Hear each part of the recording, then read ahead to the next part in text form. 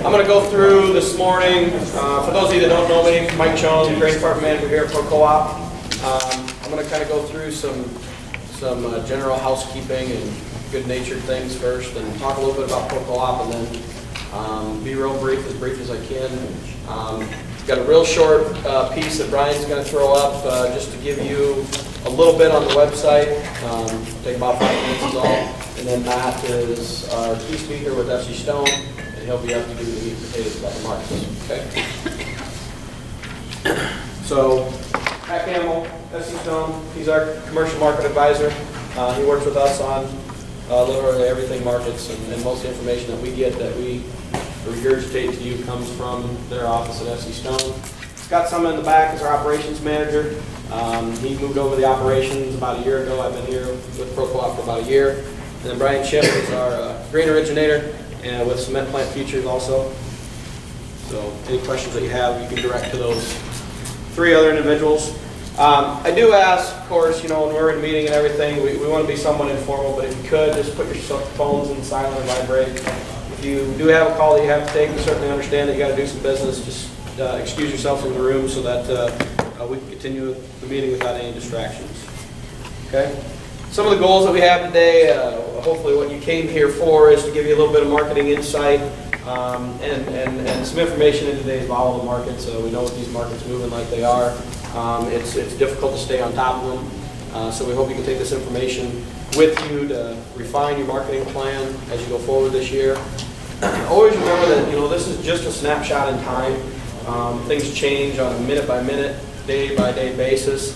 And as a result of that, as the markets change, we hope that you communicate with us, communicate with, whoever you're doing marketing with, because you got to redevelop that marketing plan. And that's, this conversation is great to have today, but, it's just a snapshot in time, and things will change pretty dramatically as we go through the course of the year. So as a result of that, try and be somewhat proactive to the market rather than reactive. And what I mean by that is have your plan in place, as opposed to letting the market, kind of throw you around and then have to adapt accordingly. We hope that you use this information just to enhance your marketing plans. Hopefully you have one in place, and if you don't, lean on some of the expertise that we have in the room, because we've done marketing for numerous years, that hopefully we can give you a little bit of guidance accordingly.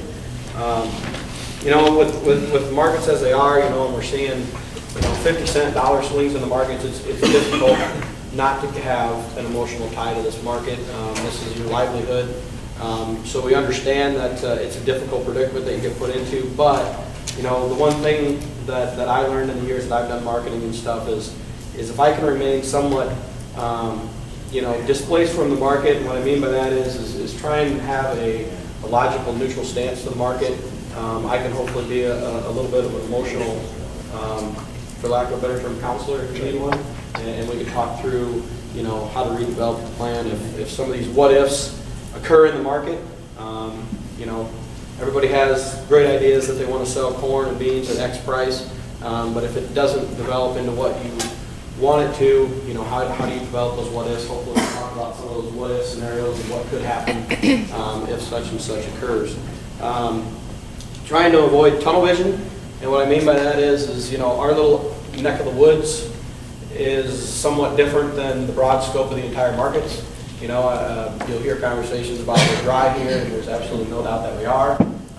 But the market may not react to our little corner of the world as much as it may to, the impact that it has on the rest of the world, because, there's other parts of the world, there's other parts of the region that are actually in better shape than us. So try and avoid that tunnel vision as you develop your marketing plan, and by all means execute, okay? We see way too many what I call cancel if close, meaning the market gets close to your target and then you pull it. If it was a good sale yesterday, why isn't it a good sale today? There's nothing wrong with adjusting or adapting your marketing plan or canceling that order, but if you cancel it, make sure you put it in, at another level so that at least it's there, at least it's working, okay? On your tables, you'll see a handout, and I'm not going to insult your intelligence because I'm sure you all can read, but the next few slides that I wanted to go through basically is what that handout shows. And I want you to understand that there's a lot of things that a lot of individuals, whether it be employees, patrons, don't understand all the different things that we do at Pro Co-op. I just had a gentleman in the back of the room ask if we have a direct ship program. Yes, we do, where you can direct ship locally or right into an end user market and receive, sort of capture some better basis values and different things through our elevator. Okay, so there's a lot of different programs that are available that most people don't know about, but we can kind of refine it if you ask the question to fit your needs. Okay, we've got 14 grain handling locations. We handle about 40 million bushels a year. We've got a storage capacity of 33 million, so we're a fairly large cooperative in this area.